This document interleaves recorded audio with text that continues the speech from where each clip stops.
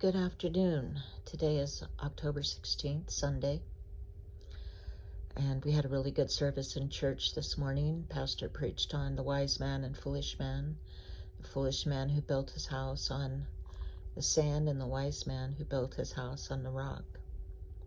And while Pastor was preaching, I saw this vision of I was laying on my stomach on the ground and looking out across the land that was flat. And everything was burnt. It was all black and crispy fried. And out in the distance, I could see buildings. And they were black and destroyed, and like they were falling down, and they weren't complete. They were a mess. And I didn't know what to make of it during this vision, during the service at church. But this vision wouldn't leave my head. So when I got home and I started asking the Lord about it, this is the verse I was giving from Revelation 14. Then I looked, and behold, there was a white cloud, and seated on the cloud was one like a son of man. He had a golden crown on his head and a sharp sickle in his hand. Then another angel came out of the temple, crying out with a loud voice to the one seated on the cloud, "Put in your sickle and reap, for the hour to reap has come, because the harvest of the earth is fully ripe." So the one seated on the cloud swung his sickle over the earth, and the earth was harvested. So in this vision, everything is black and crispy fried, and this building is falling down and devastated, like there was a bomb or a big fire or something had affected everything around it. And as I'm watching, I see this trickle of blood start to come down from the top of the building, and just a small trickle that went all the way down to the ground and then began to spread out across the land, and it got bigger and bigger, and until it was over to where I was on the ground, and then all of the blood sank into the ground. And then out of the ground came life. There was grass, and these flowers started to come up, big sunflowers. And then amongst all of the sunflowers, I could see bowls of cotton. If you've ever seen a cotton field, when the cotton comes up, it's green and has leaves on it. And then as it ripens, it turns brown, and then the heads open up, and there's your cotton boll.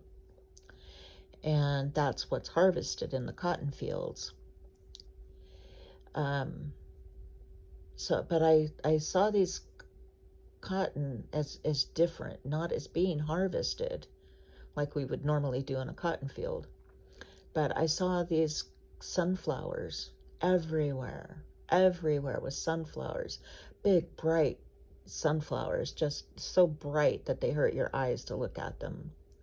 And then amongst them were these brown, frayed, dying cotton that came up among the sunflowers.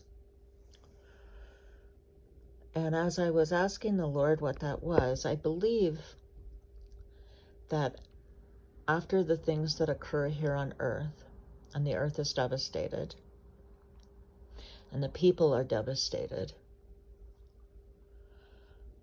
that the blood of Jesus came down over the land and revived it.